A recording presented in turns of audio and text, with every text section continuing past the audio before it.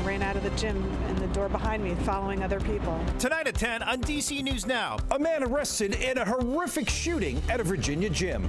Standing over somebody, and it looked like they were targeting them.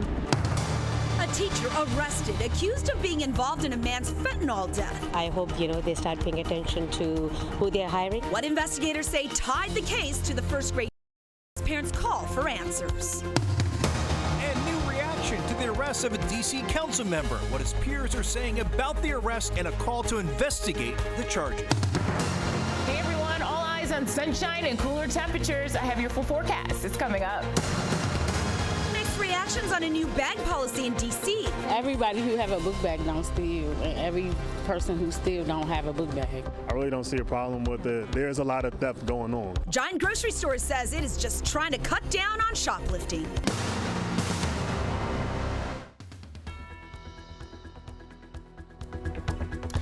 We begin tonight with breaking news. Good evening. Thank you for joining us for DC News Now at 10 on DCW 50. I'm Chris Flanagan. And I'm Susan Tran. Let's talk about that breaking news tonight. Police have arrested a suspect in that deadly shooting inside of Gold's Gym there in Reston, Virginia. Now, that shooting happened around 1 this afternoon. A man was taken to the hospital where he later died, and you could see on the map where it happened here. DC News Now's Max Marcilla joining us live there. Yeah, and Max, earlier tonight, you spoke with the woman who was working out at that gym when the shots were fired. Yeah, Chris and Susan, that woman told us that it was around 1 o'clock. She was on the treadmill, had her headphones in, but she heard something through her headphones. She later realized those were gunshots, and then she looked up and saw the shooter. I saw a man in a black shirt, hoodie, standing over somebody, and it looked like they were targeting them. An afternoon workout ending with homicide. Investigators here at this Reston Gold's Gym, now quiet and closed. Then he ran out the back of the gym. An hours-long search then began, ending with police announcing just after 9 o'clock the shooting suspect is in custody. What's still ongoing is the investigation into why this happened. Both the victim and suspect in this case were both working out inside the local gym. We don't know if the two knew each other or if there was some sort of dispute. What we do know is the moments after the shots were fired, there was fear and a mass exodus from the gym. It was scary because you don't know if the active shooter was around or what, and seeing that people with the fear in their faces. Everybody was trying to do exactly what I was trying to do, which was get as far away from what they knew was happening as possible. Gold's Gym saying their hearts are with the victim's family and loved ones as detectives who spent the afternoon gathering evidence and interviewing witnesses try to figure out why a man was gunned down at a usually peaceful gym. Now, we've asked Gold's Gym if they have surveillance cameras inside. They didn't answer that question, though they did say they're cooperating with the investigation. One other thing we learned about the gym's operations through speaking with people out here is that in order to get inside, you have to be a member and you have to sort of scan an ID, a membership ID. So there is a chance that whoever was working at the gym had a list of names for people when they were in there during the shooting. Gym is closed right now. It's been closed all of the afternoon and evening. No word on when it will reopen. Reporting live in Fairfax County, Max Marcilla, DC News Now. All right, truly a concerning afternoon there, Max. Thank you. New reactions now on the arrest of a D.C. council member, Trayon White. He's accused of accepting more than $150,000 in bribes. And tonight, Ward 1 council member Brianne Nadeau says that the charges are alarming and disappointing. She goes on to say while council member White is innocent until proven guilty, this is difficult news for residents of the district and especially for the residents of Ward 8.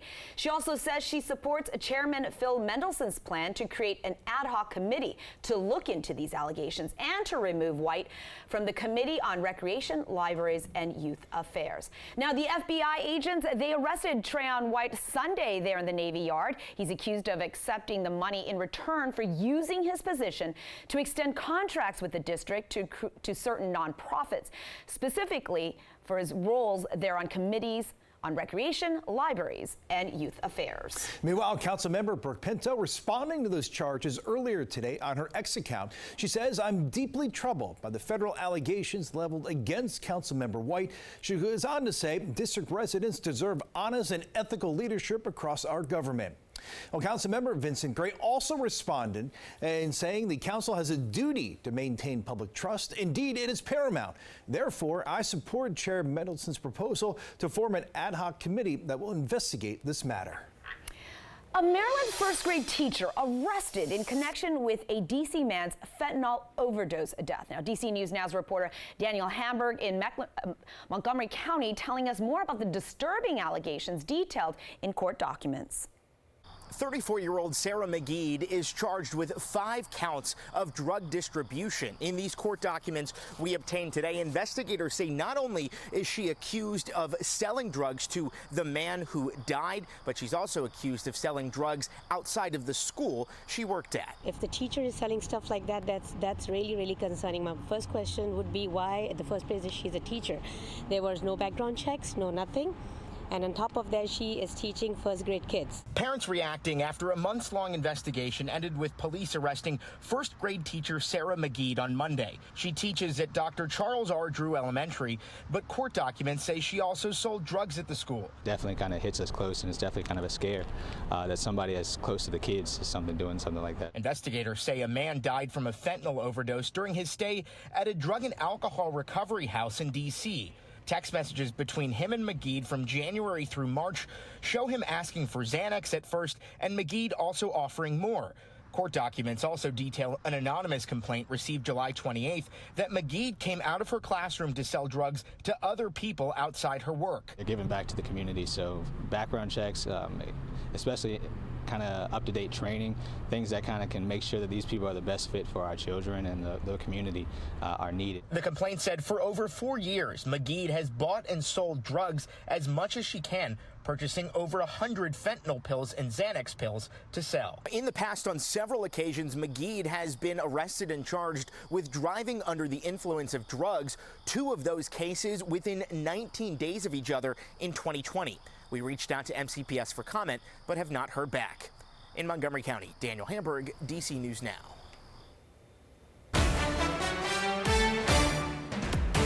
DC News Now is your local election headquarters, and tonight is night 2 of the Democratic National Convention in Chicago. Maryland Governor Wes Moore announcing the state's votes for the ceremonial roll call. Take a look. We are Maryland! And this community of patriots is proud to cast our votes for the next president of the United States, Kamala Harris! Yeah, an energetic Governor Wes Moore there. Other states also had a party leader announce their votes, like Maine Governor Jetta Mills and Michigan Governor Gretchen Whitmer.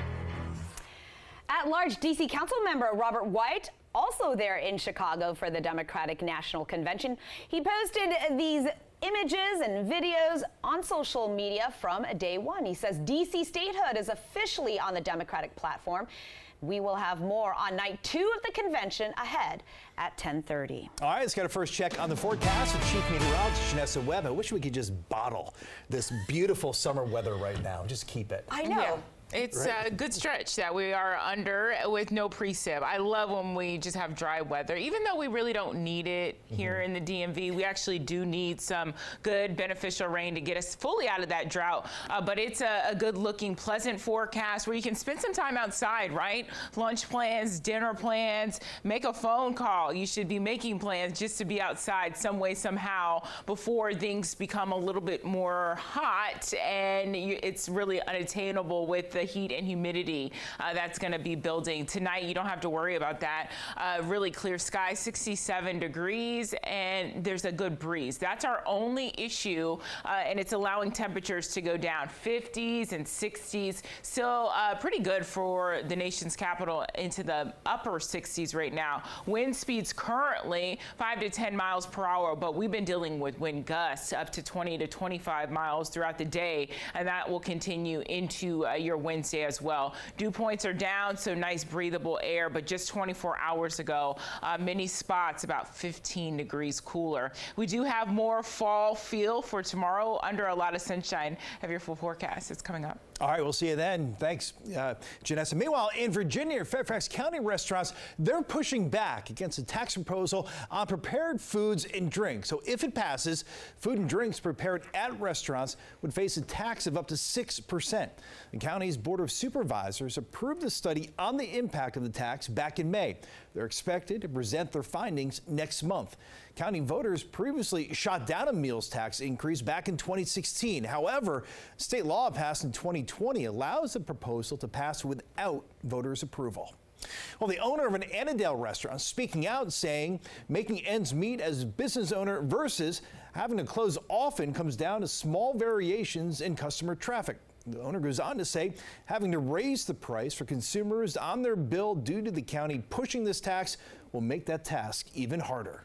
Let's go to the district now, and Giant Grocery making a change to its ban on large bags at certain stores. The chain got mounting complaints, though, from D.C. shoppers. D.C. News Now's Marielle Carbone is live at the Giant there in Shaw. And Marielle, let's talk about how this works. Yeah, well, Susan, basically, if you want to bring a backpack like this into the Shaw Giant, you'll now get one of these orange tags on your bag. That means that you agree to take the bag in, but you will allow it to be checked by security on the way out. Now, this new policy really getting some mixed reviews from customers we spoke to today. Head into the Shaw Giant with a backpack like this and you'll be stopped. Walked in, he said, hey. And tagged. The tag bag is fine. Andrew Kelly is one of the many shoppers sporting this orange band on his bag Tuesday. A revision to a May policy banning certain bags. It was very simple. Under the change, backpacks that are 14 by 14 by 6 will be allowed in 5 select Giants, including Shaw, Columbia Heights, H Street, Cathedral Heights, and Van Ness, if the shopper agrees for the bag to be tagged when entering and searched when leaving. Otherwise, the backpack must be left with security. Larger bags, duffel bags, and suitcases are still banned. It's a lot of high threat situations going on in the city now, so I'd rather be safe. According to Giant, the bag policy is a result of shoplifting. In a statement, the company says, retail theft in our market area affects everyone. It limits product availability, creates a less convenient shopping experience, and most critically, puts our associates and customers in harm's way. It's a sentiment shopper Dana Thomas agrees with. To me, the priority is keeping businesses open. Still others disagree. I understand the reasonings for doing it, but everybody who have a book bag don't steal, and every person who steal don't have a book bag.